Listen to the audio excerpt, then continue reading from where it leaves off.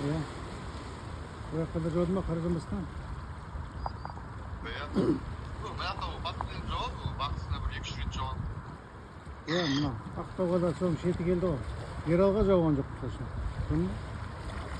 Соның шеті Ақтауға дейін келді жауып. Бұл жерге де 2 күн жаңбыр жауды. Кеше алдың күні нормально жауды. Түнімен